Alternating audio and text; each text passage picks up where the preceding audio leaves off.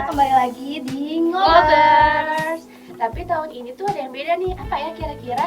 Jadi kita ini sekarang ini ke pengurusan Himaku 2023. Oke, di sini izinin kita memperkenalkan diri ya. Kita adalah Kita Safari, Safina, Fani, Himari. Oke, di sini ada teman aku nih, namanya siapa teh? Halo, aku perkenalkan nama aku Vanessa Maleja Rajasa, pakai V ya, bukan pakai F. Oke, dan aku Safina Trajat Nurhadi, pakai F ya, bukan pakai V. Jangan sampai ketuker loh. Bener banget. Oke, di sini kita nggak berdua aja nih. Ada narasumber kita yang kece dan juga, pinter banget ya. Keren banget. Keren Ayo, Kak. banget. Oke, boleh untuk Kak Komang memperkenalkan?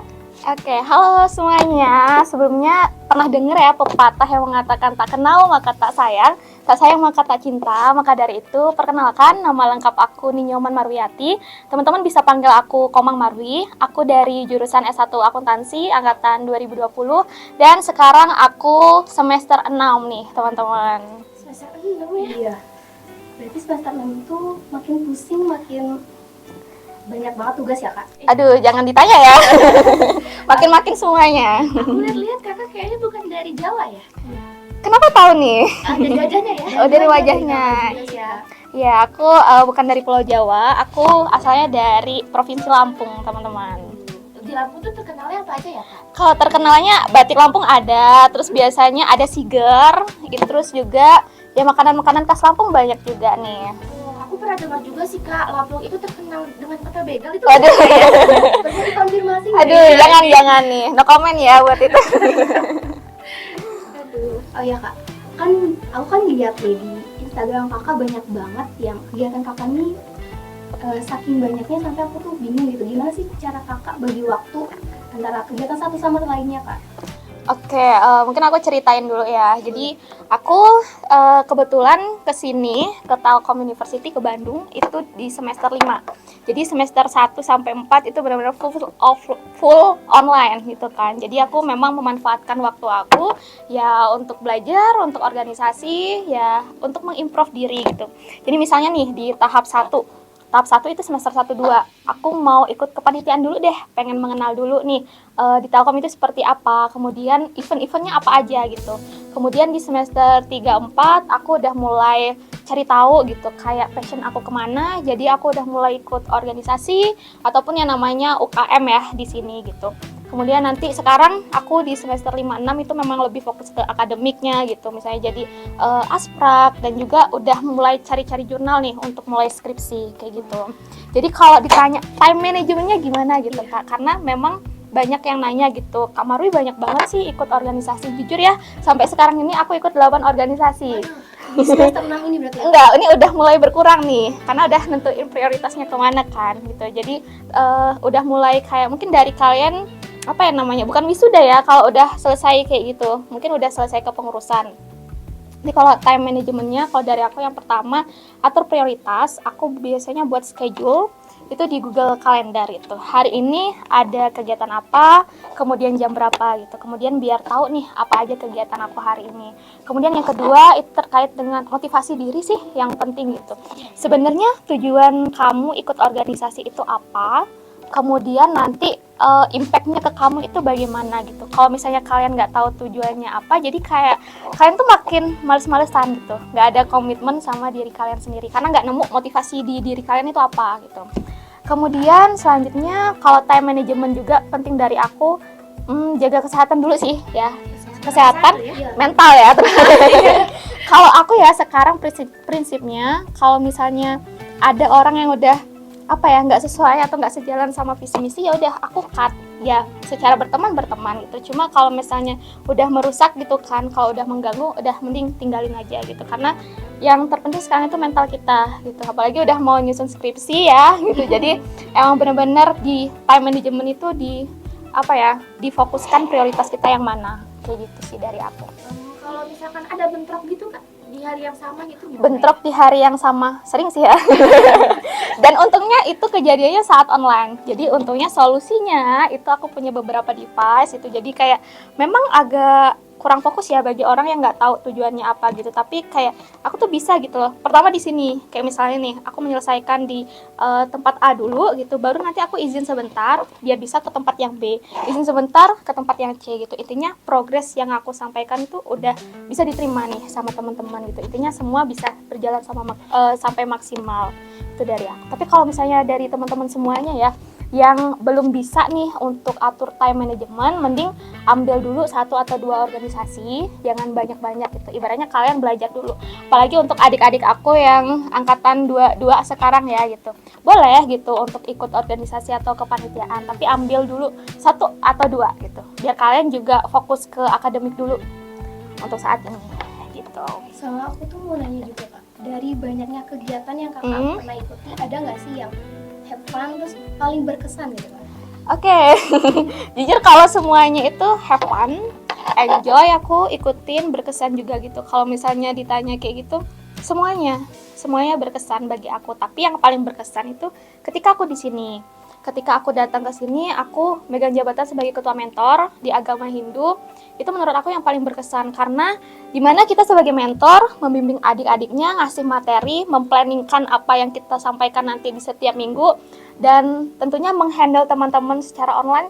Ibaratnya peralihan ya dari online ke offline itu lumayan berat gitu. Dan ternyata aku bisa nih sama teman-teman untuk ngejalanin itu gitu. Jadi selanjutnya mengalir juga, kayak aku ikut UKM Search dan itu agendanya offline gitu. Jadi udah semakin kesini aku seneng karena agenda offline gitu. Jadi kalau yang online dulu bukannya kurang senang, tapi kurang interaksi aja sama teman-teman gitu. Kayak nggak dapet feel-nya lah gitu ya.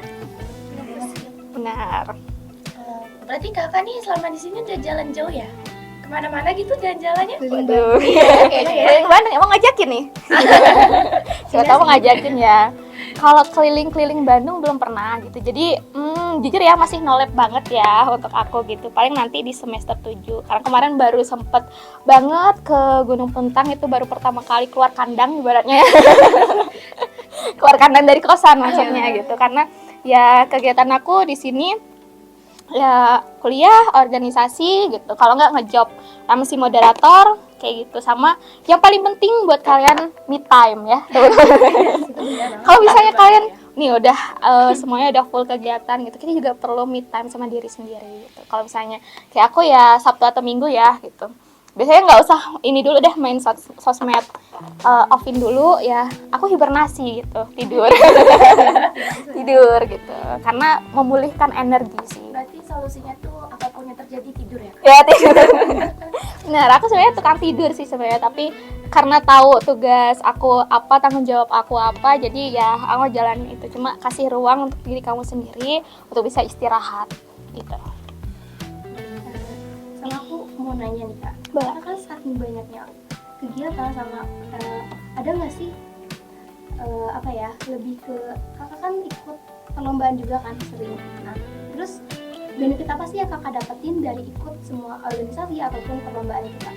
Oke, paling yang pertama dulu ya, kalian harus tahu passion kemana, sehingga organisasi itu atau perlombaan yang kalian ikuti itu bisa mewadahi diri kalian nih, bisa improve skill kan gitu. Karena dari aku harus tahu tujuan aku itu apa gitu. Kalau yang aku dapetin tentunya banyak. Yang pertama, gimana cara aku bisa mengatur emosional aku. Karena iya benar-benar susah banget gitu, karena ketika kita udah banyak beban gitu ya, takutnya kita malah ngelampiaskannya tuh ke orang lain. Itu sebenarnya yang bahaya gitu kan. Jadi pertama itu yang aku dapetin tentunya kecerdasan emosional kita, karena kita ketemu orang banyak apalagi di kampus dengan watak yang berbeda-beda nih teman-teman gitu. Jadi kayak misalnya ada yang lembut, ada yang ngomongnya keras, padahal dia memang seperti itu kan gitu. Mungkin ada yang seperti itu gitu. Jadi kayak kecerdasan emosional memang dipelajarin lah di sini gitu. Terus yang kedua tentunya ya relasi kita makin banyak, kita ketemu teman-teman juga, apalagi kayak dalam perlombaan ke eksternal gitu ya, nggak hanya di kampus gitu. Kemudian tentunya pengetahuan sih yang kita dapat makin luas itu, apalagi untuk kita sekarang ini ya ibaratnya udah generasi di tahun 2030 itu udah paling penting ya untuk bisa mengimprove skill yang kita punya nanti gitu. Jadi menurut aku memang banyak banget sih benefitnya. Selain itu juga yang paling aku senang itu ketika kita dapat juara nih di Telkom University itu ngasih namanya reward atau penghargaan. Misalnya nih ya, ketika kamu dapat juara 1 di tingkat nasional itu kamu dapat berapa juta gitu nah wilayah. Jadi itu yang sebenarnya paling disukain atau dicari ya gitu. Selain memang experience-nya sih gitu. Itu dikesampingkan ininya tujuannya apa kayak gitu. Kayak definisi sambil menyelam minum air. Nah, bener banget. Peribahasa ya, sambil Iya. menyelam minum air. Bener banget. Itu yang bisa kita bilang multitasking juga. Kita belajar multitasking. Kayak gitu. Sama aku mau nanya juga kak, kan aku lihat nih kakak tuh ternyata penerima beasiswa dari Genbi ya kak. Itu tuh gimana sih, ada tips and tricks, siapa tahu kita ini Iya, bisa kita lakukan. pengen apa dapat beasiswa Genbi gitu, gimana sih caranya?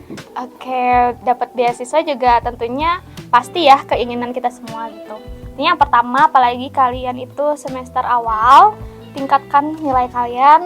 Kalau misalnya udah bagus, pertahankan untuk nilai itu dan IPK-nya juga gitu. Karena kemarin aku daftar ya untuk beasiswa di Bank Indonesia itu semester 3 gitu. Tapi ternyata keterimanya itu di semester 5 karena data kita itu masih disimpan ya, namanya disimpan gitu. Sehingga nunggu dari kakak-kakaknya yang lulus baru kita masuk gitu. Nah, kalau tips and triknya yang pertama, aku tentunya pakai jalur langit ya. Jalur langit ya yang pertama gitu. Ininya feeling dulu nih, karena aku mikirnya gini, kayak dulu next kayaknya aku bakal dapet beasiswa nih. Aku udah feeling kayak gitu kan. Bener nih kejadian itunya. Yang pertama tentunya jalur langit. Apapun yang mau kalian lakukan, sharing lah ke orang tua kalian gitu. Karena itu sih yang paling penting, dukungan dari orang tua kalian. Karena beberapa yang aku temuin juga, mereka minta saran ke orang tua, ada yang bilang jangan diambil gitu beasiswanya karena ya udah lebih ke yang membutuhkan aja, seperti itu gitu.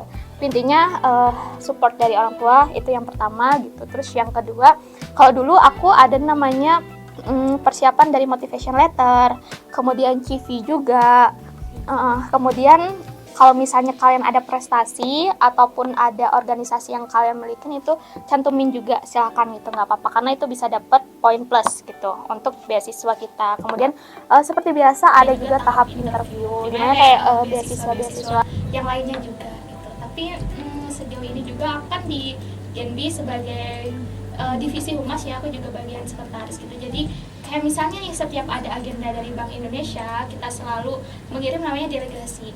Jadi untuk yang sekarang di angkatan sekarang itu kan namanya Kabinet Alsena ya. Nah, itu ada 100 orang penerima beasiswa dari Telkom University gitu. Nah, dari situ kita setiap divisi dan setiap teman-teman kita yang belum pernah ikut kegiatan itu kita pasti memberikan kesempatan buat mereka gitu. Jadi pasti ikut namanya delegasi. Jadi mereka juga tahu gitu agenda-agenda BI itu apa aja. Jadi dari situ ya overall is good. Sejauh ini aku suka banget gitu. Jadi kayak ya ibaratnya dari Bank Indonesia sendiri ngasih kita kesempatan, ya udah kita pertahankan gitu untuk nilai, untuk IPK, dan juga yang paling penting itu poin keaktifan gitu. Poin keaktifan gitu. Terus kalau misalkan dia bagi waktu biar nggak gampang sakit itu gimana ya, dengan rangkaian kegiatan yang padat? Aku dengar sendiri wah banyak banget gitu ya. Oke, pertanyaan nggak gampang sakit ya, atau nggak gampang capek nih? Dua-duanya. Aduh, kayaknya doain aku biar sakit nih ya. Enggak, ya, tentunya biar sehat terus ya gitu. Kalau aku yang pertama, tentunya jangan dipikirin. Tugas, tanggung jawab kalian itu kalian memang udah mau ngekip itu kan gitu. Jadi, ya itulah tanggung jawab kalian, responsibility kalian gitu. Tapi yang pertama kalau dari aku, jalanin, jangan dipikirin. Ini ya kerjain lah ya, kerjain dulu apa tugas-tugasnya. Yang penting dibuat list-listnya aja gitu.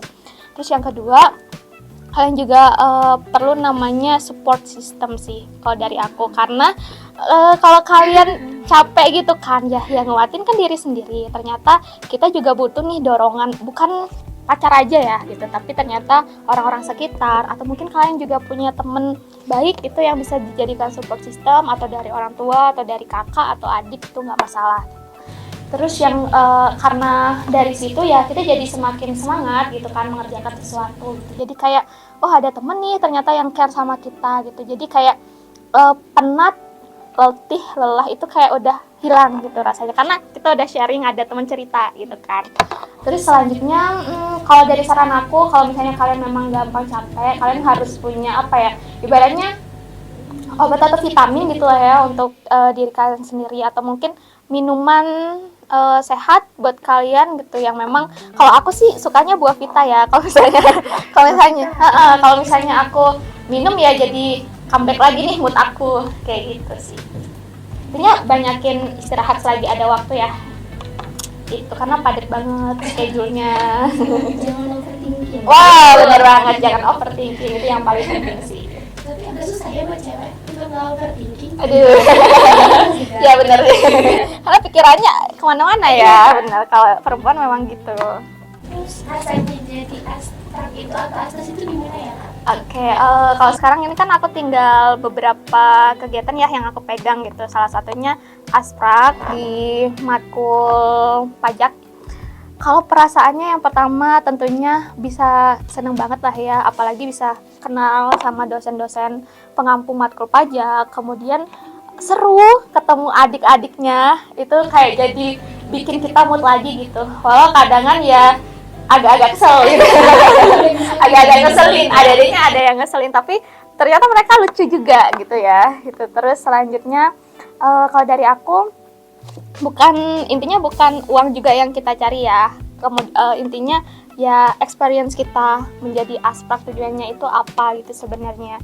Kemudian selanjutnya itu yang paling penting tanggung jawab sih, yang apa ya, karena semakin sekarang itu kan tinggi banget ya, apa yang kita kerjakan itu jadi tanggung jawab kita gitu. Jadi kalau misalnya kita udah lengah sedikit ya hancur gitu yang lainnya gitu. Jadi kayak di sini tanggung jawab kita lebih dilatih kayak itu. Sudah banyak ya, Teh, berarti. Banyak. Selain ini, Kak, aku juga mau nanya, kan Kakak terpilih jadi Mapres ya, Kak. Gimana sih perasaan Kakak, terus apa aja nih benefit yang Kakak terima, terus itu perasaannya tuh gimana sih, Kak?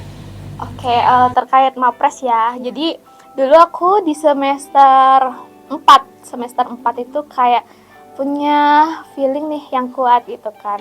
Kapan ya jadi Mapres itu, kayak pengen banget nih deket sama Ditmawah, pengen banget foto aku dipajang-pajang gitu kan. Kapan gitu. Tapi aku seorang yang introvert, jujur. Aku sebenarnya orang introvert dan kurang suka disorot sama media.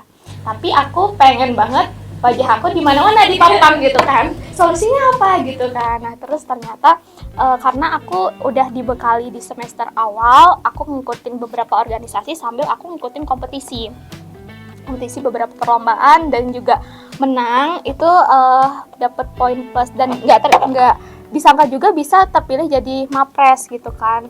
Ya dari top 32, kalau nggak salah dari 34.000 mahasiswa di Telkom University gitu. Dan dari akuntansi itu ada 2 yang mewakili, dari aku sama Kak Andre, kemudian dari MBTI ada Kak Aga sama Kak Indra gitu. Jadi dari FEB yang terpilih jadi Mapres itu ada 4 gitu. Jadi kayak tentunya berat sih ya, berat gitu karena banyak banget tantangan yang kita lewatin. Intinya yang pertama siapin dulu di awal, kayak kalau misalnya kamu mau jadi Mapres atau apapun itu, kalian harus punya pegangan kayak kompetisi perlombaan gitu, harus kalian push di awal dulu gitu. Kemudian kita juga ada namanya SOS, itu School of Outstanding Student, itu kayak kita ada kelas pembinaan selama 1 bulan. Jadi kayak benar-benar kita belajar di situ cara public speaking itu bagaimana, kemudian grooming itu bagaimana, kemudian kita juga ngumpulin namanya poin-poin perlombaan kita, dan juga kita ada namanya gagasan kreatif yang kita buat seperti itu. Jadi memang di waktu 1 bulan itu aku dapet banget gimana aku bisa menghargai waktu, karena benar-benar diminta on time banget untuk ngikutin acara. Jujur ya, dulu itu dari kita kumpul sore, kalau nggak salah jam 5, selesainya sampai jam 10 malam.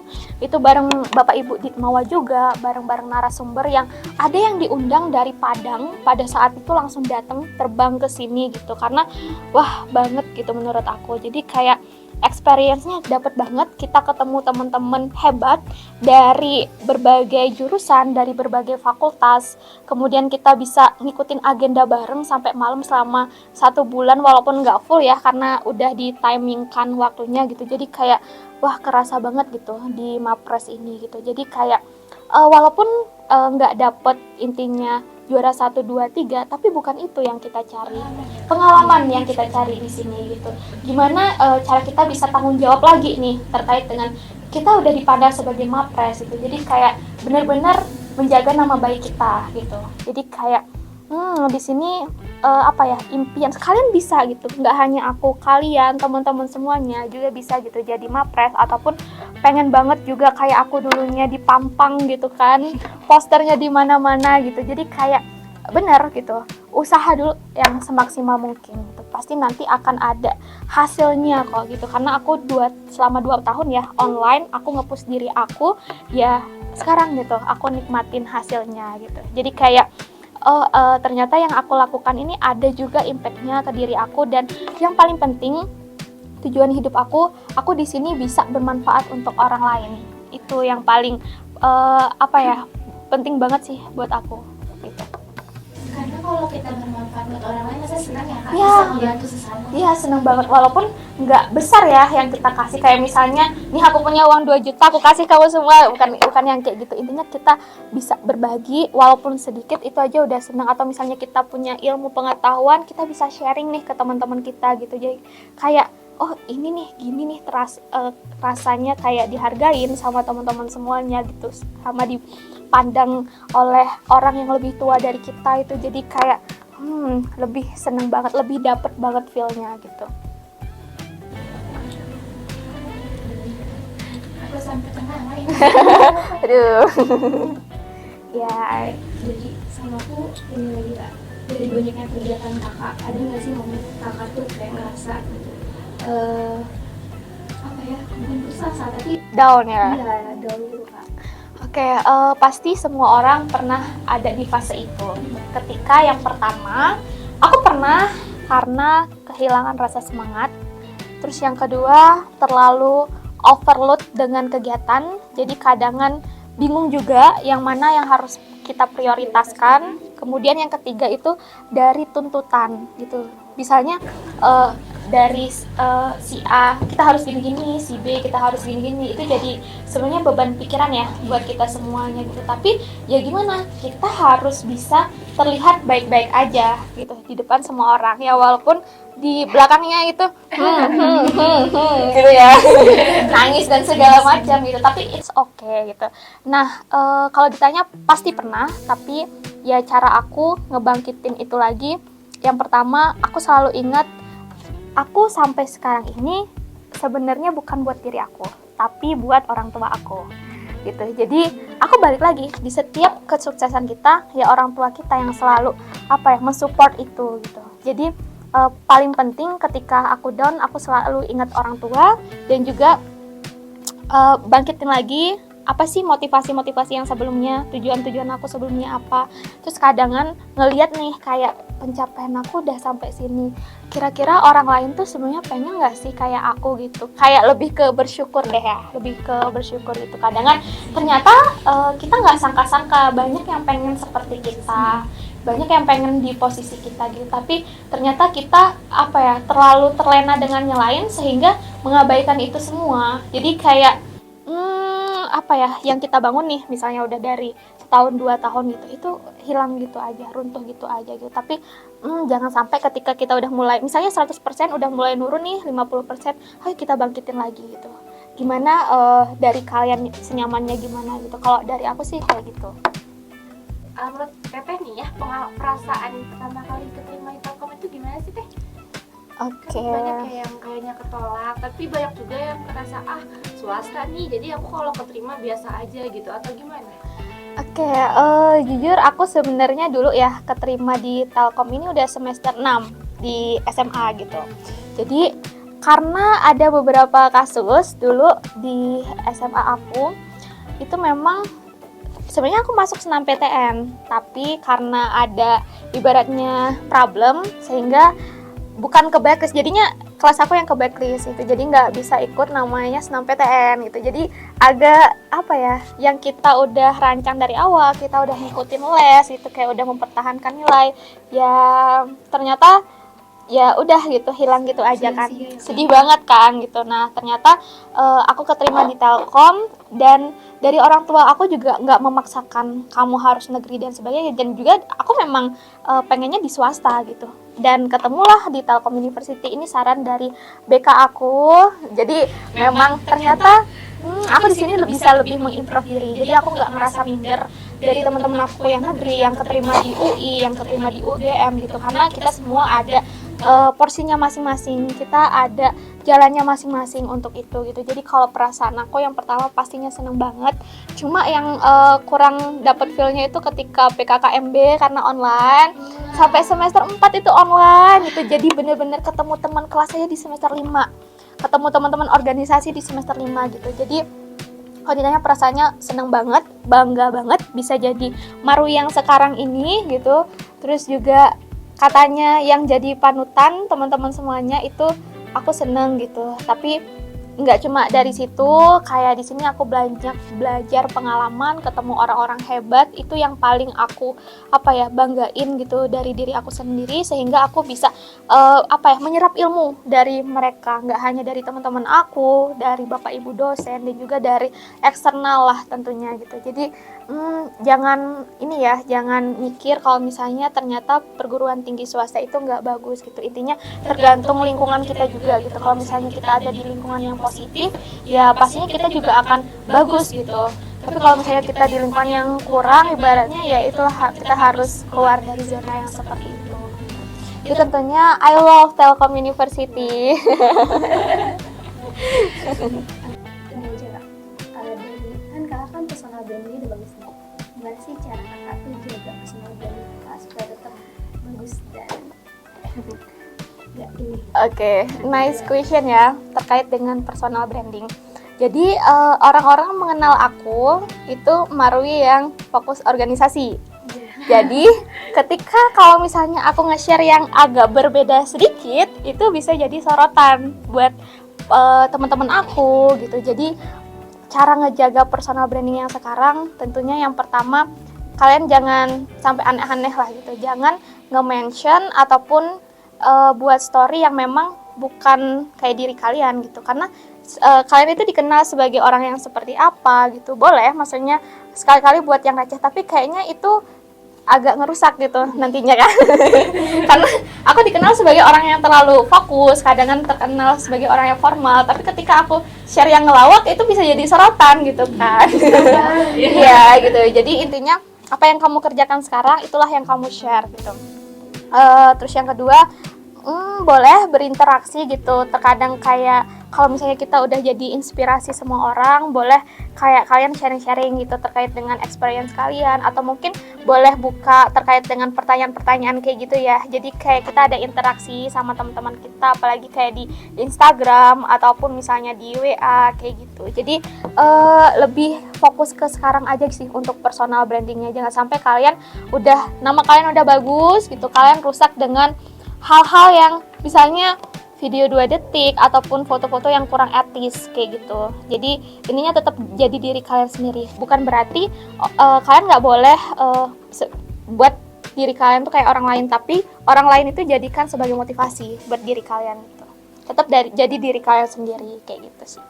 Oke, terus kan kita sebagai manusia kan pasti ada ya yang nggak suka. Itu apalagi teteh dengan segini banyaknya pengalaman yang wow banget, mungkin ada sedikit omongan-omongan yang nggak benar. Itu cara menghadapinya gimana ya teh? Oke, memang banyak ya, kita nggak tahu siapa yang suka sama kita nggak tahu siapa yang nggak suka sama kita gitu. Tapi kalau dari aku sekarang tutup telinga untuk itu, karena buat apa, kayak misalnya yang mereka katakan itu nggak benar gitu loh. Jadi buat apa diperpanjang, toh yang capek juga nanti diri kita sendiri kan. Biarin di luar orang berkata apa gitu, biarin orang lain mengejudge kita seperti apa gitu.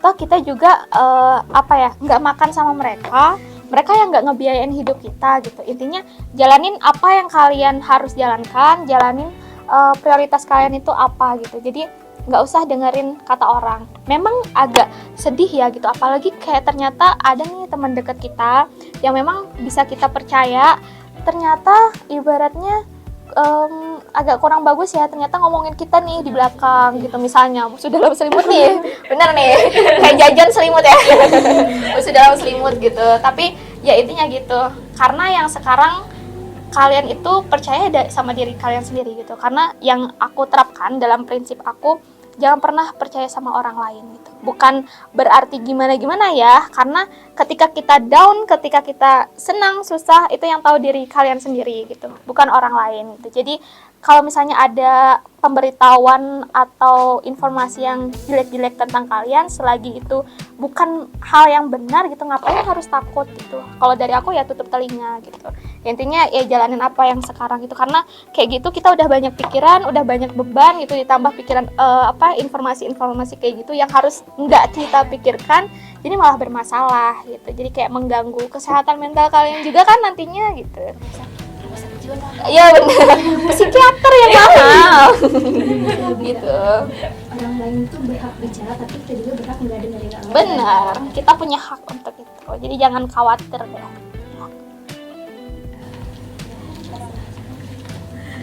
Ada nggak sih Kak sosok yang selama ini jadi motivasi Kakak? Oke, role models ya, Iya. role models gitu. Ada. Yang pertama itu dari kakak aku sendiri. Kakak aku sendiri jujur orangnya bisa dibilang berbeda dengan aku, kayak aku yang lemah lembut ya.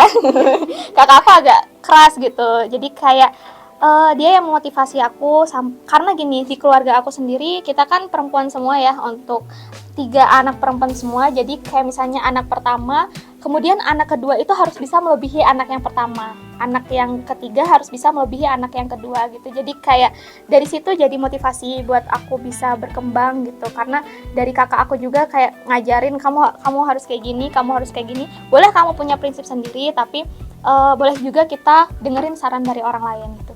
Terus yang kedua yang jadi role models aku suka dari Prilly Latuconsina, mungkin kalian tahu ya, independent woman banget gitu. Kemudian dari Maudy Ayunda gitu. Dan sering aku suka juga kayak nontonin keseharian mereka baik di YouTube ataupun podcast kayak itu. Dan aku bucin juga sama Jerome Pauline, kalian tahu. Jadi yang matematika. Iya, matematika. Kalau yang sekarang bisnisnya menanti ya. Iya. Nah, menanti gitu. Jadi itu yang menjadi, kalau misalnya tontonan kita positif ya, itu ngebantu kita gitu ke depannya sih. Gitu. Terus cara menciptakan suasana yang buat nyaman buat belajar tuh gimana ya Teh? Oke. Susah ya, suka susah ya gitu ya. Tujuannya belajar, ujung-ujungnya buka YouTube. YouTube, bener. Oh iya Scroll itu. TikTok ya, Instagram juga nih. Oke, yang pertama tergantung dari kalian nyamannya itu di ruangan yang sepi, atau kalian bisa kayak ngerjain tugas itu di misalnya di apa ya namanya, mungkin di tempat yang terbuka kayak tempat nongkrong gitu, itu it's okay, nggak masalah gitu kan, balik lagi ke diri kalian masing-masing gitu. Tapi kalau aku orangnya lebih ke private ya untuk pengerjaan tugas di tempat yang sepi, yang hening gitu, dan aku bisa bisa improve lah untuk kegiatan aku gitu. Jadi kalau dari aku sendiri gimana cara nyiptain tempat yang nyaman gitu, yang pertama bereskan dulu gitu. Terkait dengan misalnya tempat tidur, dari lingkup kecil dulu lah, tempat tidur, meja belajar kamu gitu. Kalau misalnya kalian lebih suka di rumah gitu untuk pengerjaan tugas, karena kalau dari aku, kalau aku main keluar ya udah aku tanpa beban gitu kan. Kayak diburu-buruin nantinya ya, harus bawa laptop, harus bawa buku dan lain sebagainya gitu. Jadi kayak udah tugas-tugas aku selesaikan di rumah gitu. Jadi yang pertama bereskan dulu tempat tidur kalian, meja belajar kalian, kemudian siapkan makanan, minuman yang bisa dibilang dapat mengganjal lah ya perut kalian gitu di samping kalian, biar kalian nggak kemana-mana lagi gitu. Jadi tinggal ngemil aja sambil ngerjain tugas. Kemudian yang ketiga biasanya aku suka sambil dengerin musik sih kalau ngerjain tugas itu. Jadi kayak aku tidak menghiraukan di samping aku ada apa. Jadi lebih fokus kayak itu. Jadi kalau misalnya aku di rumah, kadang aku minta waktu dulu sama orang tua aku. Misalnya aku jam segini sampai jam segini mau ngerjain tugas nih Ma gitu. Jadi jangan diganggu dulu ya kayak gitu boleh.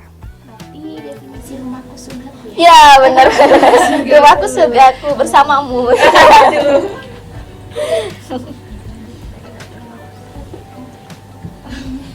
Nggak bisa ngomong lagi soalnya keren banget mitosnya. Iya. Ayo, kan kakak kan udah masuk semester 6 ya. Next kakak mau lanjut studi kah atau kakak pengen kerja di tempat impian kakak gitu?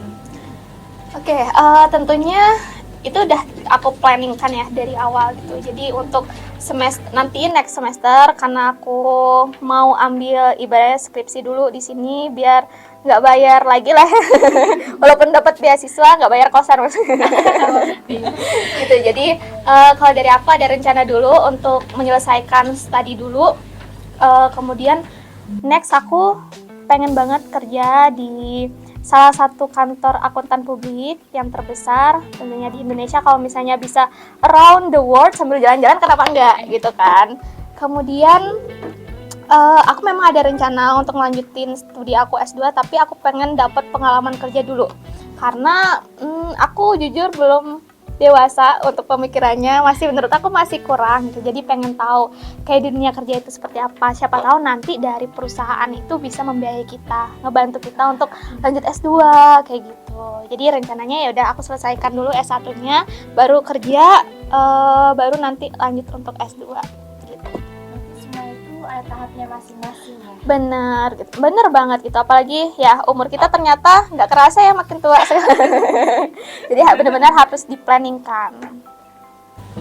Biar kita punya impian yang keren yang jauh itu gimana ya Kak? Oke, untuk impian ya. Iya. Sebenarnya impian itu kita buat ya, Kita impikan dari kita kecil. Tapi ketika kita udah dewasa udah beda. Ya kan? Iya. Dulu kalian cita-citanya apa? Pasti beda ya. Aku dulu pengen jadi dokter, terus setelah mikir dokter susah, aku pengen jadi koki, terus aku masak pun nggak bisa, jadi aku pindah lagi. Dan sekarang pengen jadi keluarga Rafathar. Oke, aduh, keluarganya Rafathar ya. Boleh. Iya. Di Andara. Oke, jujur memang dulu cita-cita aku bukan di accounting.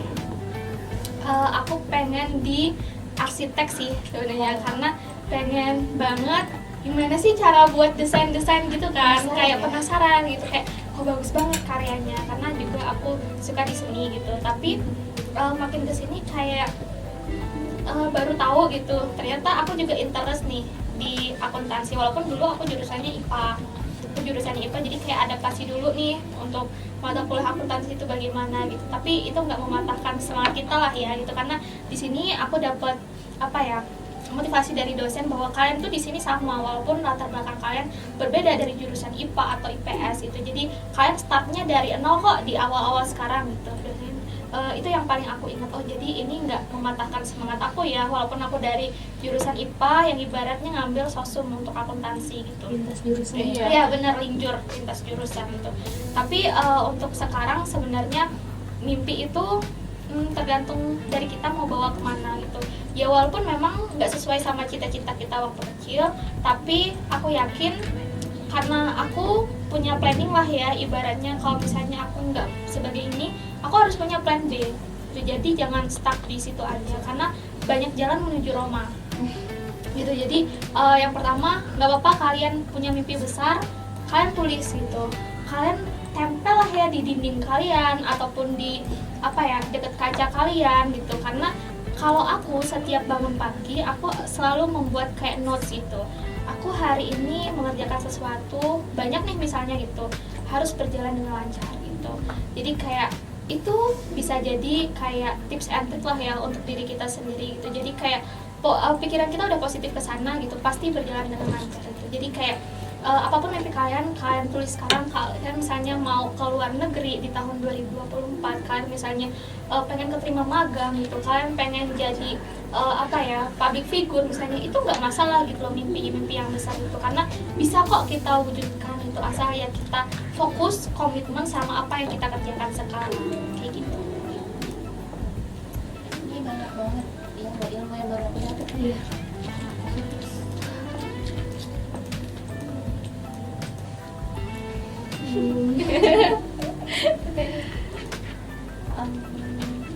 Mungkin Teteh punya tips buat nanti adik-adik yang baru masuk gimana caranya biar biar bisa fokus kuliah, biar punya semangat. Biasanya tuh kalau kita baru masuk kuliah itu masih ke bawah jiwa SMA ya kayaknya.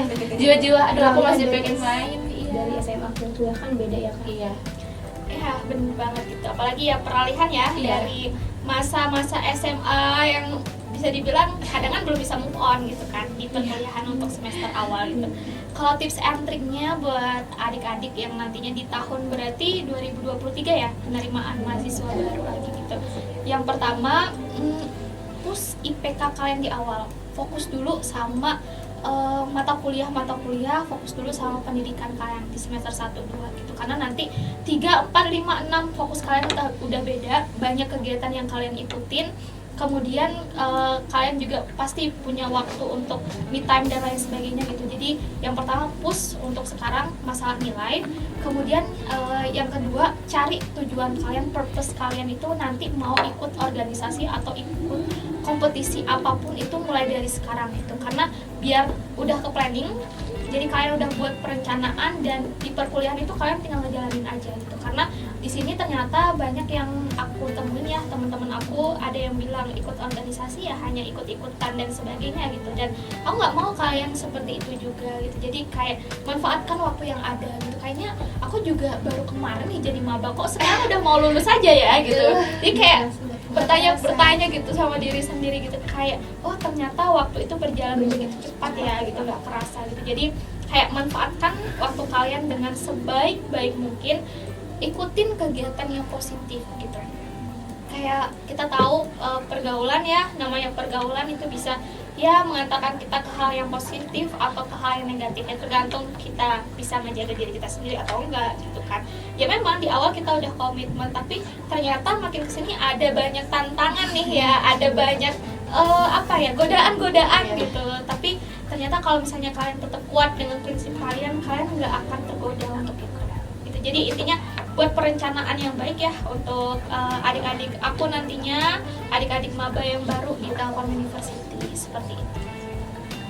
Terima kasih Teh untuk semua cerita, saran, masukan. Pengalaman itu menarik banget Kak, karena itu keren banget sih. Oke, paling boleh nggak nih aku kasih pesan-kesan nih untuk adik-adik semuanya dan teman-teman aku ya.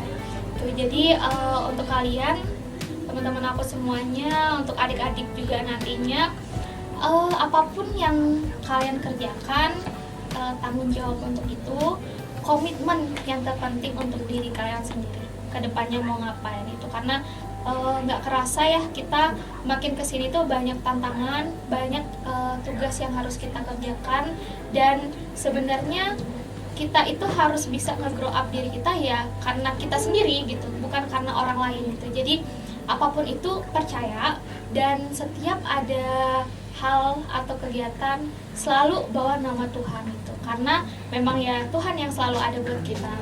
Kayak gitu sih. Wah, nggak kerasa ya Kak, kita udah di penghujung acara aja. Abis tadi sharing sama Kak Marwi, banyak banget yang insight aku yang Kita dapatkan ya. insight yang kita dapatin ya. Jadi gimana sih caranya buat time management, terus ikut berbagai organisasi ataupun perlombaan, terus juga jadi independent woman, ini paling penting ya. Keren. Kira-kira kita harus mengucapkan makasih ya Kak ya. Udah mau datang, udah mau berbagi pengalaman berharga. Oke, dari aku juga mengucapkan terima kasih untuk kalian dan teman-teman Himaku ya, tentunya untuk proker hari ini keren banget sih. Semangat buat kalian semuanya. Terima kasih Kak. Ya, mungkin kita udah di penghujung banget, jadi sampai ketemu di next video ngobrol selanjutnya. Dadah. Jangan lupa